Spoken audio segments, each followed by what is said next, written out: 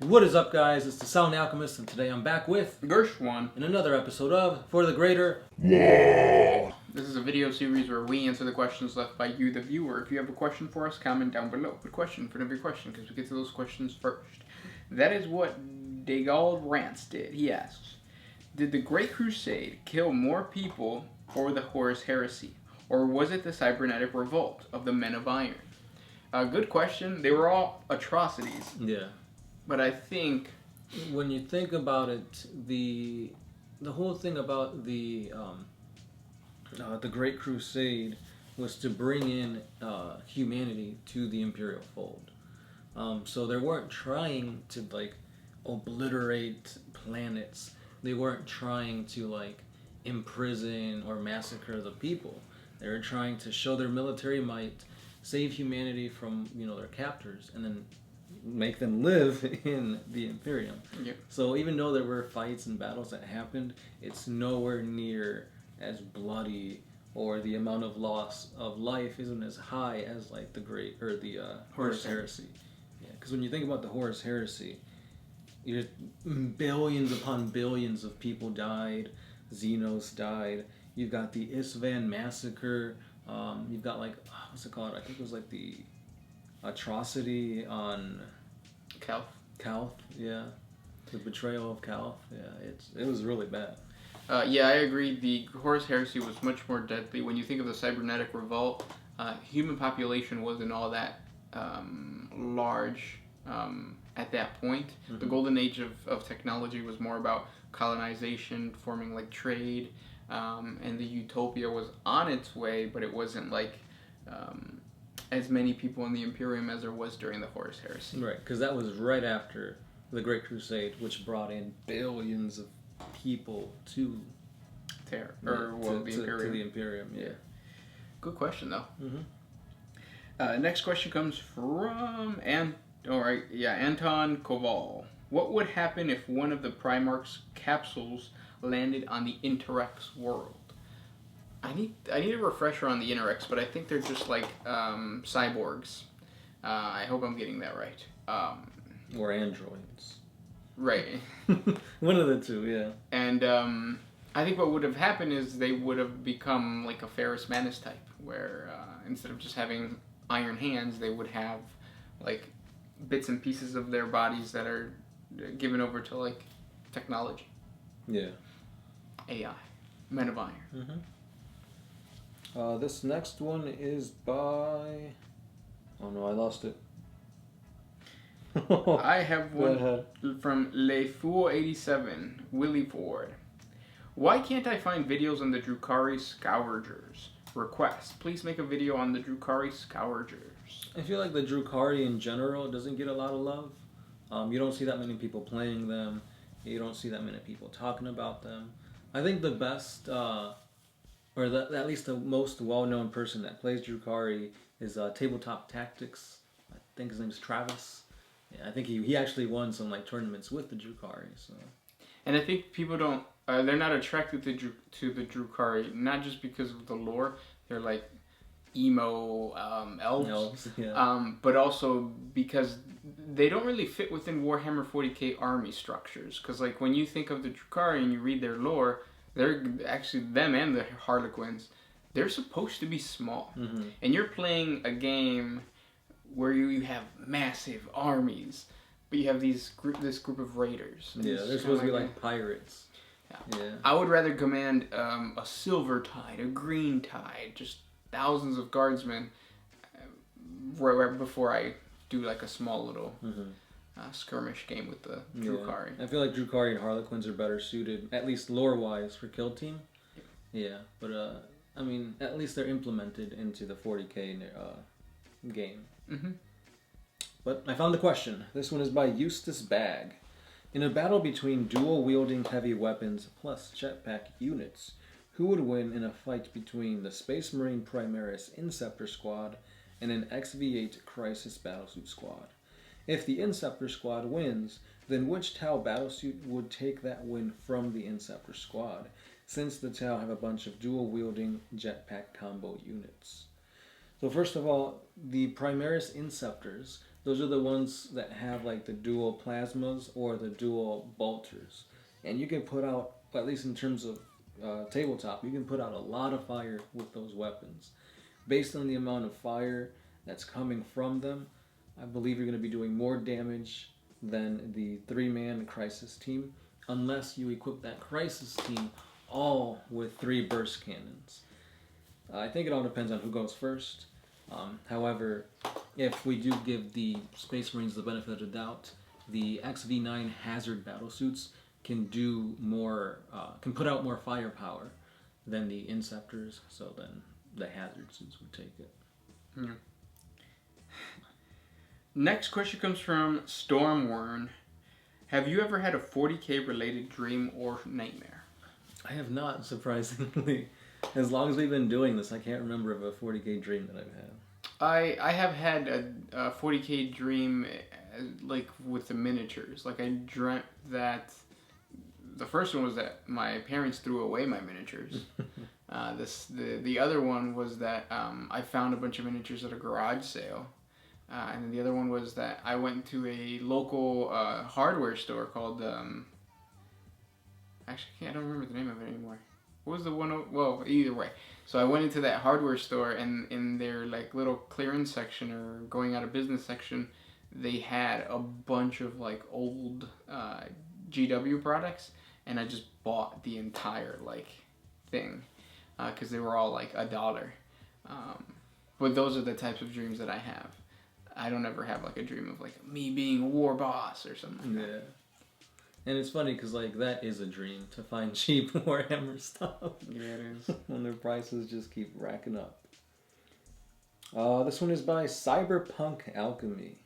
Do you guys watch JoJo's Bizarre Adventure? And if so, which one is more manly between 40K and JoJo's?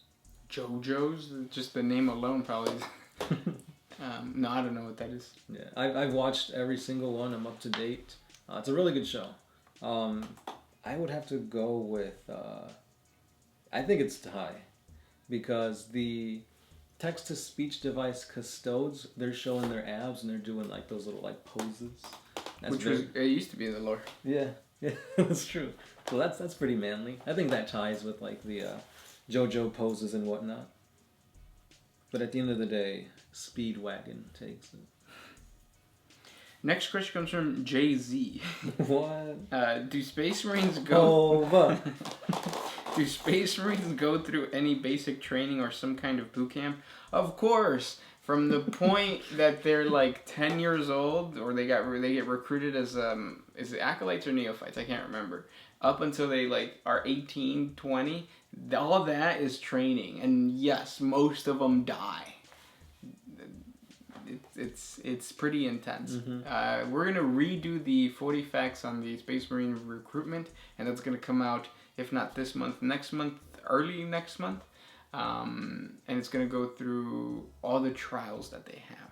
They have if you think like the trial by fire with the Tau is crazy, this is insane. So yes, they do have a boot camp. Check out our 40 facts on the daily life of a Space Marine. That also shows you that. On top of the fact that they had that boot camp long ago, every single day is a training exercise. They drill, eat, repeat. That rhymes. Yeah. Next question. Galileo D. What's a race that each one of you dislikes the most? I think we just answered that a little bit. I would say Dark Eldar and Harlequin are the ones that I was like, I like the Harlequins. I just want them to be more fleshed out. But yeah, I'd probably say the the Imperial Guard. You don't like the Imperial Guard is probably my least favorite faction. I love the Imperial Guard. I mean, I get it. They're the underdogs. They're fighting for humanity. They got no real like badassness to them. Like in terms of like they're not super soldiers or they don't have like awesome psychic powers. Some of them do, but not all. They're literally just using numbers and like machines and stuff like that to beat out their enemies, which are vastly superior than them. So in that aspect, I understand why they're really badass. But to me, I'm like, why play just a regular human when you could be playing like these Xenos or Space Marines? I'm gonna remind you that in D&D when you try to play a human. don't play a human. No, I think I've made that rule to me that I'm not gonna play a human when there's like all these other things I could be. Because humans get a lot of buffs in D&D, right?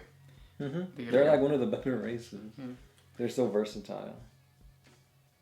Next question comes from Squiggly Line. Does menstrual blood empower Khorne?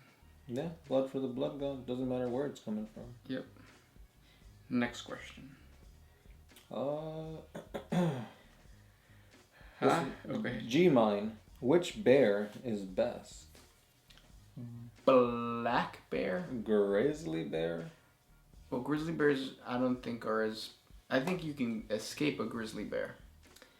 Like you can come out of... Yeah, you can come out alive from a grizzly bear. You can't come out alive from a black bear.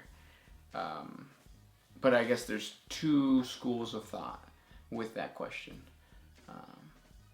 Bears beat Battlestar Galactica, though, for sure. Next question.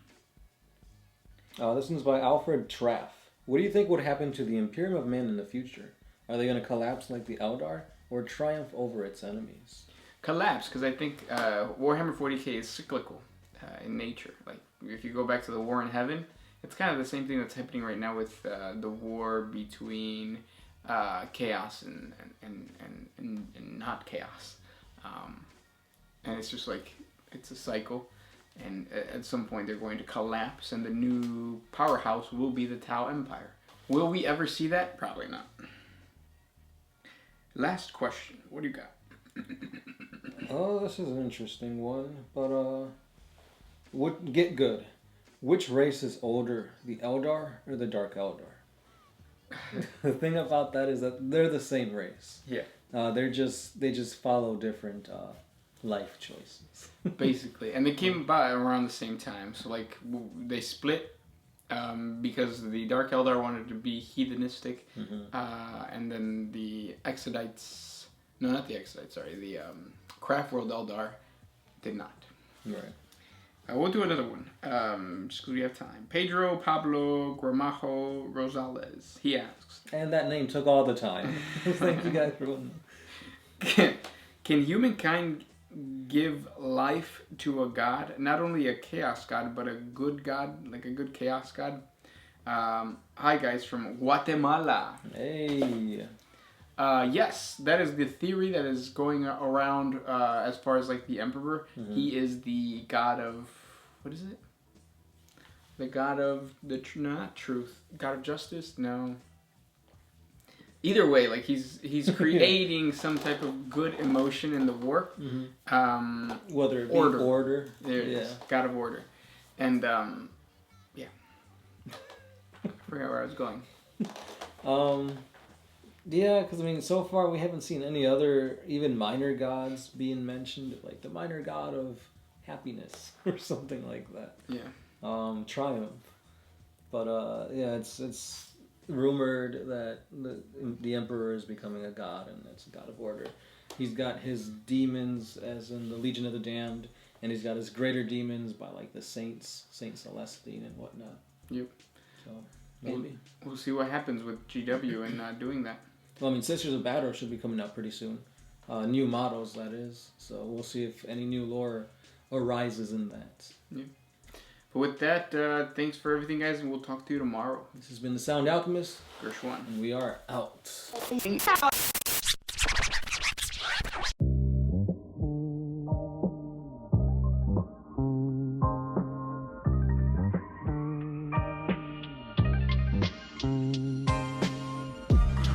Always used to put my freedom first.